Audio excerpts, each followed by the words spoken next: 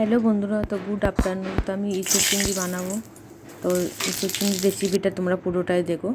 তো কড়া গরম হয়ে গেছে, কড়ার মধ্যে আমি তেজপাতা, শুকনো লঙ্কা তেজপাতা, গোটা জিরে আর গোটা গরম মশলা ফোড়ন দিয়ে দিয়েছি। ফোড়নটা সুন্দর করে হয়ে গেলে পরে পেঁয়াজ দিয়ে দিয়েছি। পেঁয়াজটা সুন্দর করে লাল লাল করে ভেজে নেওয়ার পরে আমি ওর মধ্যে আদা, জিরে, লঙ্কা বাটা আর রসুন আর একটু পেঁয়াজ বাটা দিয়ে আমি একসঙ্গে মশলাটা করেছি, আলাদা আলাদা করিনি। সেই জন্য টাইম নিয়ে একটু আমি ভাজবো, মশলাটা কষাবো টাইম নিয়ে। তো সমস্ত গুঁড়ো মশলা আমি দিয়ে দিয়েছি ওর মধ্যে, আর বাটা মশলা, গুঁড়ো মশলা দেওয়ার পরে সুন্দর করে কষিয়ে টাইম নিয়ে কষানোর পরে একটা গোটা টমেটো দিয়ে দিয়েছি। টমেটো দেওয়ার পরে একটু টাইম নিয়ে একটু কষানোর পরে নুন দিয়ে দেবো।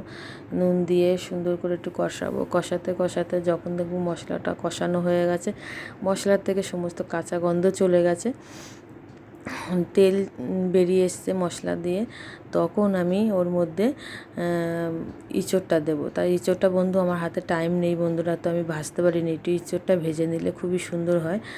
তো আমি ইঁচড়টা একটুখানি অল্প ভাপিয়ে নিয়েছিলাম, ইঁচড়টা খুবই ভালো, তো ভাপিয়ে নিয়েছি। নিয়ে ওর মধ্যে ইঁচড়টা দিয়ে সুন্দর করে কষানোর পরে তারপরে ভেজে রাখা আলুটা দিয়েছি।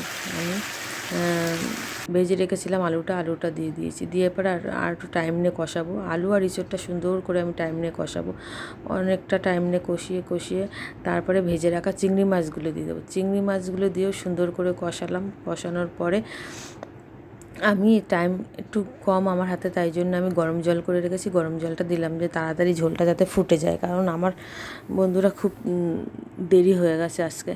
তো যাই হোক, জলটা ফুটে গেল পরে খুব তাড়াতাড়ি জলটা ফুটে গেল। এবার ঝোলটা ফুটে যাওয়ার পরে ওর মধ্যে আমি যেহেতু চিংড়ি মাছ দিয়েছি, তাই আমি আর ঘি দিলাম না। ওর মধ্যে আমি গরম মশলা বেটে রেখে দিয়েছি, গুঁড়ো না, গরম মশলা বেটে রেখেছি, গরম মশলা বাটাটা দিয়ে দিলাম। তা বন্ধুরা, তোমাদের কেমন লাগলো ইঁচড় চিংড়ি রান্নার রেসিপিটা তোমরা পুরোটাই দেখে আমাকে বলবে। আর পেজ থেকে দেখলে পেজটা ফলো করবে, ইউটিউব থেকে দেখলে চ্যানেলটা সাবস্ক্রাইব করবে। টাটা, বাই।